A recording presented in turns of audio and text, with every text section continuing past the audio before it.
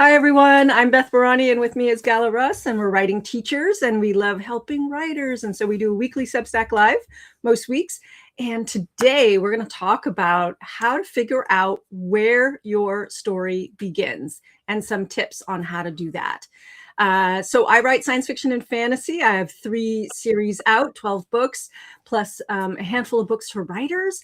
And I'm passionate about helping science fiction and fantasy writers. And so welcome Amy and Gala. Tell us what you write. I started in romance, and I have 9 books published under my pen name Willa Drew with my co-author, and now I'm working on an urban fantasy. And this is a question I'm actually also pondering right now. Where am I going to be starting my story? I had several options. I think I figured it out, but this is a great topic. And I am also a writing coach and a creative writing educator. So I teach classes and I work with people one-on-one. And there's going to be a summit coming up. Let's plug that in. Ron, the summit is starting this week, right? I don't remember the date. The 25th, 29th. 29th next week. Then it's the Book Finisher Summit, and I'm going to do a presentation on writing attraction through female gaze. And I don't know, I really love it. I feel like I need to make a whole workshop from that one, and just basically how to write emotions on the page and attractions that is centered on female gaze. But there's so many other awesome topics. I'm excited. I always do this. I write out all of the things because for the first 24 hours, you can watch them for free. So I always write down, okay, today I really want to watch at least this one. Beth, what are you presenting? Because you're going to be there too. I'm going to be there too. I'm presenting, it's called Book Finisher Summit, and it runs the 25th of June, which is, I think I'm looking at my calendar, Thursday, all the way through Monday, the 29th of June. I'll be teaching on how to write an author branding statement, because I teach and coach authors from idea stage all the way to publishing and marketing. So I have a fabulous formula for teaching authors how to write a unique author branding statement. So come to the workshop, because by the time we're done with the workshop, you will have a draft of that for yourself. Thanks. Star B-Man. Hooray. So if you want to tell us a little bit about who you are today, what are you working on? We love hearing what you're working on. Also, if you have a favorite book that you're reading, shout that out. I love hearing what other writers are reading, because I learn about new authors. Both Gal and I are always talking about what we're reading and what we're enjoying. But let's dive in, because we have 30 minutes together. And yay. Our main topic is, and of course we can take questions. My main topic is, where does your story actually begin? I can't tell you how many times I have this conversation with my peer critique partners who I'm meeting with today, and very often with my clients and my students. And I'm sure, Gal, you get this question all the time. And it doesn't really matter if you're a beginning writer or an experienced writer. We all wrangle with this. I wrangle with it. I just spent months recently rewriting the opening of my next sci-fi mystery novel. And I think I finally nailed it. Maybe it's the 30th round of trying to work on that. Yeah. So shall I start? Shall I start with my first tip? Yeah. And I think we have this one in common, which is know your genre. Every genre and subgenre even has reader expectations that we want to fulfill, because that's the contract. We're like, hey, we're writing a romance, or we're writing a sci-fi adventure, or writing a thriller, or we're writing a horror, or we're writing romance, a comedic romance, or a fantasy romance, or, they're all, a mystery, or I think I hit all the main genres. Now, of course, there's going to be stories that are going to be outside the genre expectations. We applaud those as well. And there, your job is a little different. You still have to hook the reader. But how do you go about figuring this out? And my first main tip is, know your genre, number one. Know what the reader expectation is for the beginning.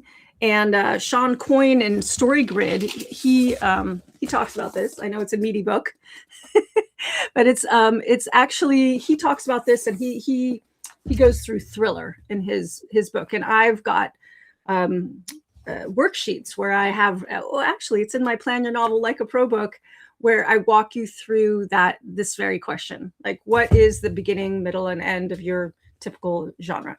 So yeah, I'm going to pause here and have you add something, Gali. So Yeah. have And if you guys have any particular questions about the beginnings of your story, if you're struggling with something, also we can workshop that. So put that in the comments. To double down on the genre, um, genre can be a lot of things, but I always talk about comparison titles. So once you figure out your comparison titles, you have what I don't remember who said called it that, but people call it a mentor text. So when you use your comparison title, you're not ripping off what they did, but you're looking for patterns. You're looking for what hooked me when I was reading this book. What about this beginning made me flip to the next page? And then how can I use the same mechanism in my own story? And a lot of times, your mentor compares your comparison books that are your mentor books will either show you, oh, the three things that you picked are exactly the same pattern. So maybe that is what is attracting you as a reader. And maybe that is a good way to attract your potential readers. Or you can also see, oh, they all open differently. So you can open in different ways and you can try and see what fits your story best, because your story is not a carbon copy of your mentor title, of your comparison story. It's just something is like it. And reading the first three chapters of your comparison stories and then thinking about how they relate to your story can sometimes trigger that aha moment of, oh, that's what they're doing. That's how I can do it. And then I wanted to talk about the hook and inciting incident. Should I go into that, or do you want to uh, do another one first? yeah, I'm sorry, I'm just looking at my notes here. I I know, yeah, I do want you to talk about the hook and the inciting incident. Let's see if there are any questions about that. I guess something to also just to add on to that, there's comp titles, and then there's also everything that you've read in your life, everything that you've watched. Um, all of those are probably nurturing your own ideas about how your type of story tends to begin. And Gal and I were talking before we went online. It's like having a menu of options. So you're Yeah. developing the vocabulary for your genre, and I think all of those things go into the soup, so to speak, that you get to stir, and but that you also get to decide what is the specific opening for me. And I want to give just one example. I was brainstorming this morning with my husband, who's a thriller writer, and he's like, "Oh, thrillers start with a bang, so I always start with like this high climactic, big thing." I'm like, "But how do you make that decision?" And he's like, "Oh," he was so unconsciously competent about it. He didn't I teased it out of him, and he right away he realized he has a character, he has a situation, and he drops an ordinary world. So that is an idea that comes from Hero's Journey, is ordinary world before the call to action. And even if it's just he described, he like dictated the opening of a made up story, and it was like 2-3 sentences long, maybe a paragraph at the most, of ordinary world before it switched into the lead in to the action. So it can be very short, your ordinary world. And I think most readers kind of want to know who your character is before the change. And that is pretty universal, but not in all cases. And so I know you and I, Gala, were talking about some of the other ways that you can introduce your story that isn't ordinary world. So yeah, Gal, you've got some great menu of options. And I think this is what makes us, this is the job of a writer, is like developing that menu of options so that you can go to the buffet of your story genre and start to figure out what is going to work for you. So yeah, Yeah. tell us about how do we figure out between the hook, how do we hook the reader, which could be something really dramatic, versus inciting incident, what gets the actual story started, right? Yeah. I would I define think inciting incident. this is a question, especially with beginner writers, that I get so much, because people confuse the inciting incident and the hook. Because the inciting incident is basically what gets your um, character on this journey. And then when you get to the first plot point, it means like, okay, there's no return. They cannot go back to the ordinary world. They only can go forward. And the distinction between those three, the hook is something usually in the ordinary world, but something that would catch the reader's attention, something that is going to be like, what is this? And they're going to be caring about it. And sometimes it could be an exciting event if this is a thriller, right? If you have a cozy mystery, it's probably going to be somebody died. Like the murder is going to be the hook. It is not the inciting incident, though. The inciting incident is usually where that person now has to investigate, that there is a reason why they have to be investigating, why they're embroiled in that situation, right? Mm-hmm. In romance, sometimes you in the modern romance, the meet cute now a lot of times is sort of moving up front, and that is your uh hook, and then there's like a re-meet cute that becomes the inciting incident. But a lot of times in traditional romance, you start by introducing the first character and then the second character, and when you're introducing the first character, there needs to be something that is happening. Like, I do not want Amy to tell everybody what happens in your book that we were working on, but she has a very great hook. Like in the first chapter, something happens to her heroine. We're like, oh, what is all this about? And that is going to lead into the inciting incident. But like the character is just in her normal life is jolted to something unusual. You can care about a character. So we can introduce a character in the first chapter that the people are like, oh, I want to learn more about that person. And they're quirky enough or unusual enough, or something is so interesting about them that they're going to flip the page just because of that. There could be a specific event that disrupts the life. Remember, not the inciting incident, not what's going to get them embroiled in that story yet, but something that disrupts the ordinary life. You can also have sometimes the environment. I've been working on scenery and like writing setting a lot. Sometimes your setting, and I think Beth, we were talking. Who was, I don't remember. Sometime recently we were talking. Oh no, it was Nina Schuyler's seminar that I took on Saturday. Mm-hmm. We were talking about where like a house or the environment could be almost like an additional character, and we're reading because like, oh, what's going on with this house? Mm-hmm. I think it's like the Starling House that I recently read, a book that was also where the setting is the interesting part that you want to figure out what the heck is going on there. Why is it? So find something that in the ordinary world of the character will snag the reader's attention and will Yeah. hook them in. And then the Yeah. inciting incident is more they now have to participate in this for whatever reason. Like Great. they are dragged into that situation and they haven't decided yet whether they're going to continue with, they still have an option to say no to being part of the situation, but they at least dragged into it. And by plot point one, that's basically where they say, yeah, I'm going to be part of the situation. And that's where they cannot return to their ordinary life anymore. So that's the distinction between the three. That's Hopefully great. that makes sense. Yeah. And I feel like we have comments. Yes, we have a question from Phyllis. Is the setup to the inciting incident part of the hook? So I think it can be, for sure. It can be. I think the hook and the inciting incident can be tied. They don't necessarily have to be, but they definitely can be. Let's move on to the next point because I feel like we can answer folks' questions also that Yeah. way. I want to mention character because not, I feel like we're talking about things that happen to our character, but our character themselves, we're setting them up for a big transformation, usually of some kind. That's what's meant by arc, character arc. A character arc is a transformational arc. So meaning a change. How are they at the beginning? And then who do they need to become so they can overcome their problem at the end? So I also think about this when at the beginning, I'm like, what is my character holding on to that they're going to probably have to let go of, or their sense of identity? Or that's what I'm working on in my sci-fi mystery. She's got a certain sense of identity, but that's going to have to shift for her to handle everything.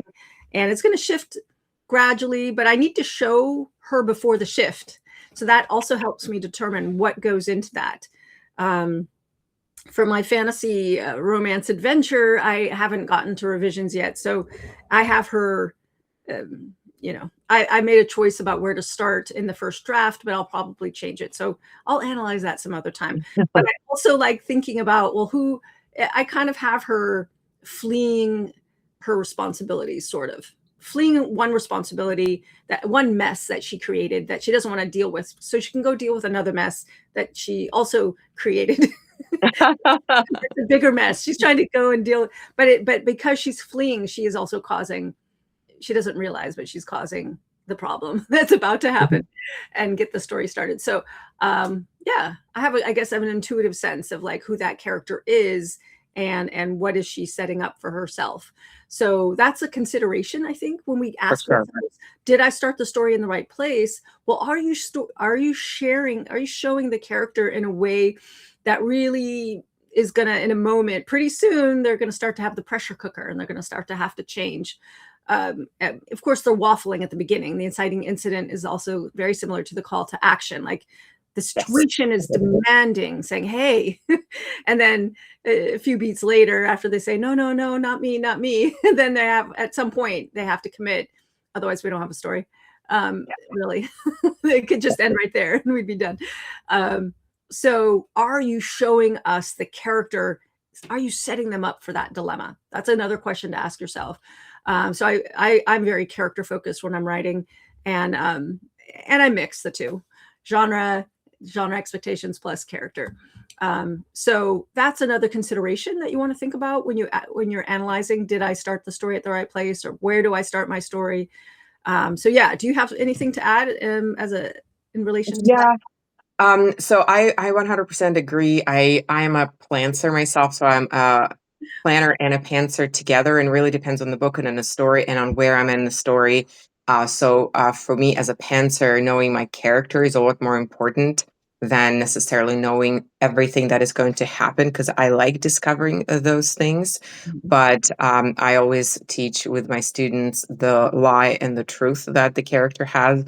So in that first chapter, no matter which device you're using, and I want to talk about like some other devices that you can use to open up your story, you want to show the character at their lie. Like, what is it that they are believing that is actually wrong about themselves? Do they believe that everybody has to take care of them and that's the only way they can exist in their life? Do they believe that they are essentially a bad person and they cannot be in a relationship with anybody because they make everybody's lives worse? Do they believe that they cannot live their own life and they until they succeed to a certain degree, or until they take care of somebody, until something else resolves and they put their life on hold? So that is the lie, and then the answer at the end is going to be the truth. Where are they going to get in their character arc, especially if they're in the positive character arc development? And that problem is going to be what will resonate with a lot of readers, because when we read, we a lot of times are looking for patterns and problems that we ourselves are experiencing and that we're going to be relating to.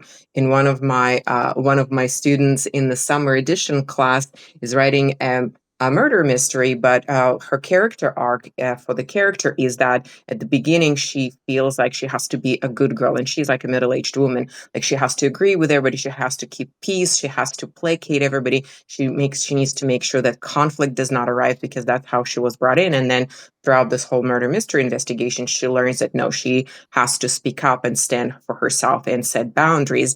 And when I was reading, we were like working on the story structure, and I was reading, it was like, oh my God, I resonate with that so much. Just seeing that person at the beginning of Yeah. the story grappling with that problem will be something that will hook me, because I'm like, oh yeah, I relate. I relate so hard about this. Is like, show me next what is going on with that character.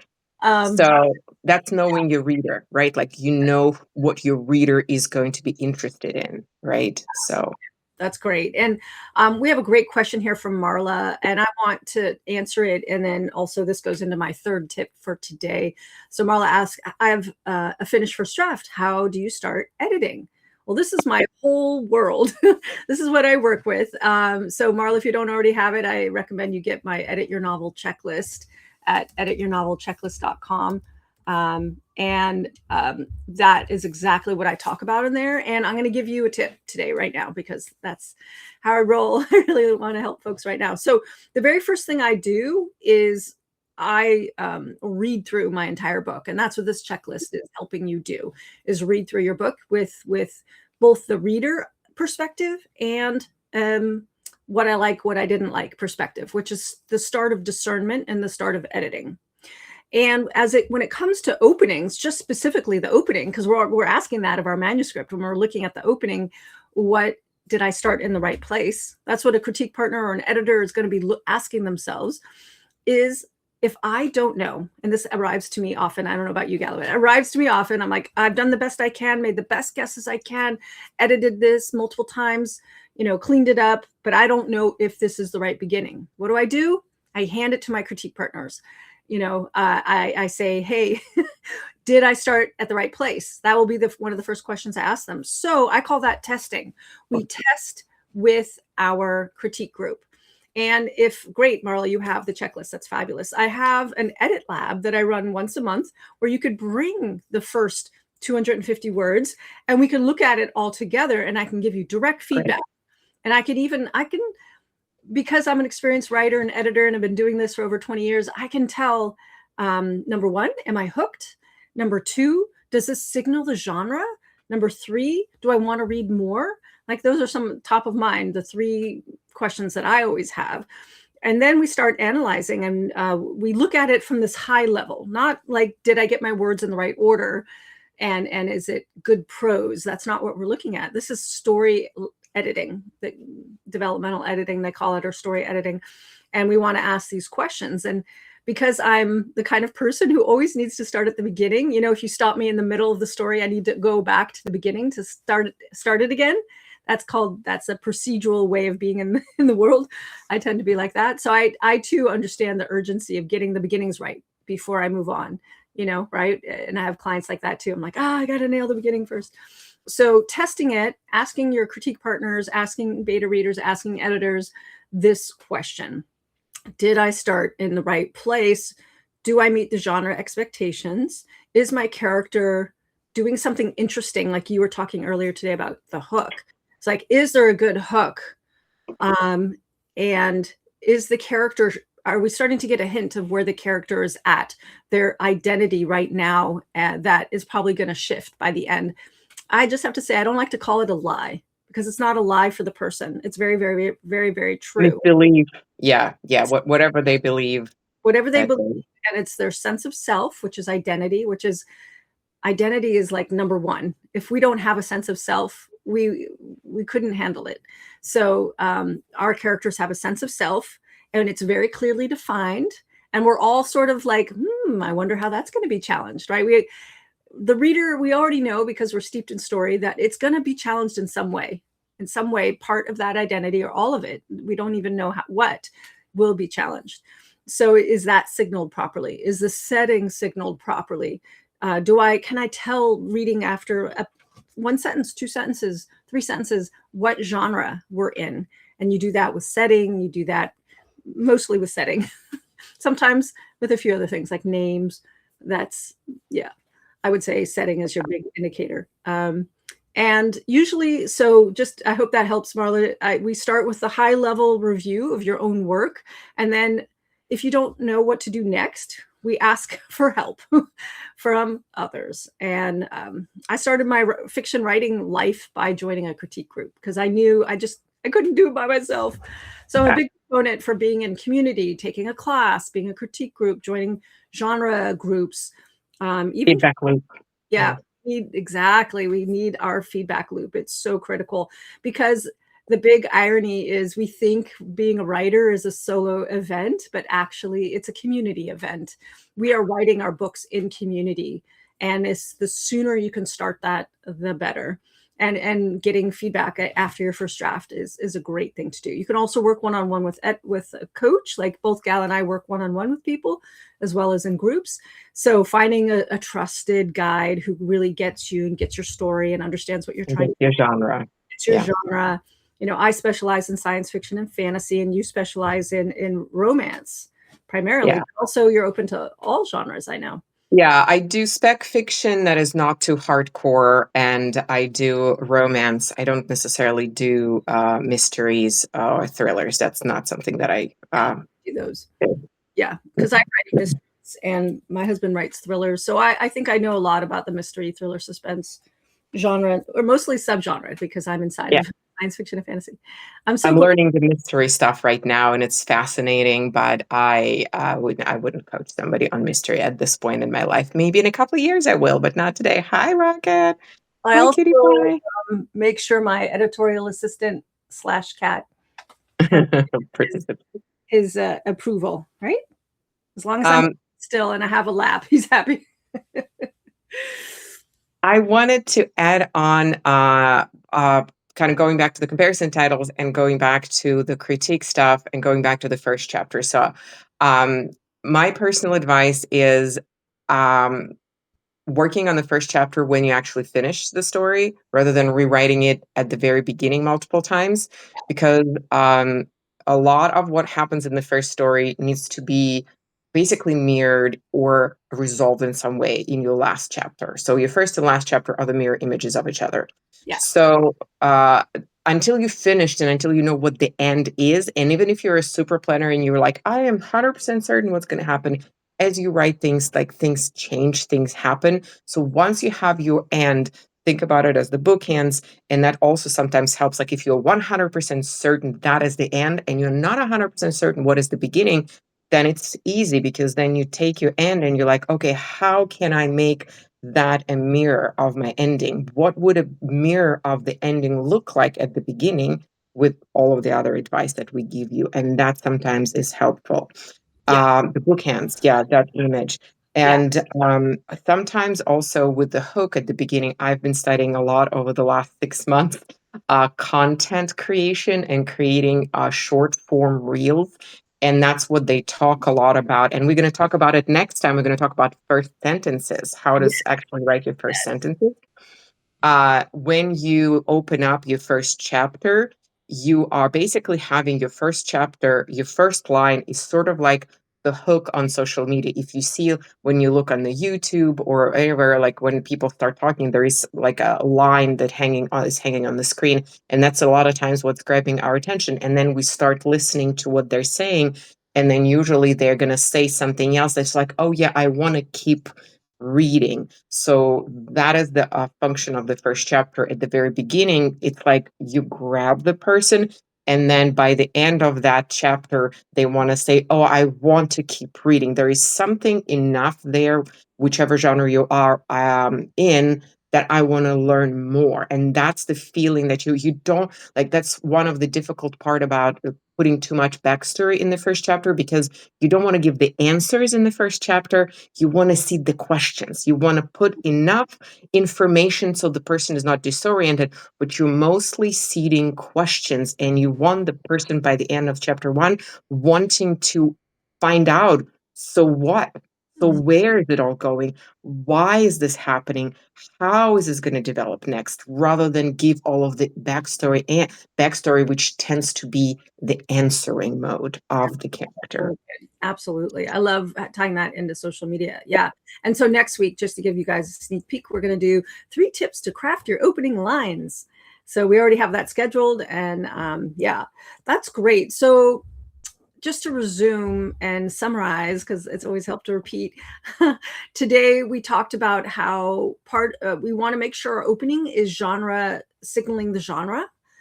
We want to make sure that we're also signaling the character, who they are now, like who they think they are, their belief about themselves, their identity. We want to signal that very clearly. And then, when we're stuck, we want to test with our peers, our people who are helping us, editors, teachers, that kind of thing. So that's kind of in summary. And Gala, I love how you were talking about comps. Like if you're not sure what your options are, well, develop a menu of options. I think of it as a buffet. What are all the different ways that you could start your story? Well, if you don't really know, go and read your comps titles, your complementary titles, the titles that would be surrounding your book on the bookshelf, and go and that are doing well in the marketplace, and that you like. So all of that, and then go, oh, they start with, oh, we talked about a flash forward. Sometimes Oh stories start yeah, with a flash forward, or there it are could be different structures. yeah. Yeah, there are different structures. So you can start at the beginning of and continue story. You can also start in the past. You can also start in the future, that is an option too. And then usually, if you start in the future, you actually start with a dark moment that happens in the two-thirds of the story, and you put that at the beginning as the first chapter. For example, in a courtroom drama, they're in court and like something is going terribly wrong, and you're like, oh, what's going on? And then you place them at the beginning where the murder is happening, and you are now reading because you want to find out, well, how did we get to that courtroom proceeding that everything is going badly? And that's, you don't get there until the two-thirds, and then the final third of your book is actually the final answer to it. I'm watching right now Better Call Saul, which is a prequel to Breaking Bad, and I know where he's going to end up. Mhm. Right, so the whole Breaking Bad is basically the flesh, Yeah. the what is going to happen to him. But I'm still very much invested in how is he going to get there as a result in all of those episodes, right? So cool. Well, let's put a pause here. We'll see you all next week about specifics around opening sentences. And then we're taking a break for the holiday weekend here in the US. And then we'll be back July 13th. So we're skipping July 6th and we'll be back July 13th. If And you we're going all, to be yeah, talking marketing. So that's we're right. in July, we're going to start talking about marketing and how to market your book as you write it, as you've written many books, like all the different ways and kinds of social media, no social media, everything. So if you have questions about marketing, please Marketing. send them our way, because Yeah, we are creating a list of what are we going to discuss and how can we help you with that. wonderful. And then we'll also be launching in the next I keep hinting at this, our creative entrepreneur Yeah. incubator for creative writers who want to serve other creative writers and as other creatives too who serve other creatives. You're so welcome, everyone. Starby Man, Marla, Amy, Phyllis, and everyone listening on the replay. We're so happy that you're here. Happy writing, everyone. Go out and put your stories out in the world. We so need your stories, and have a wonderful day. All right. Bye. Bye.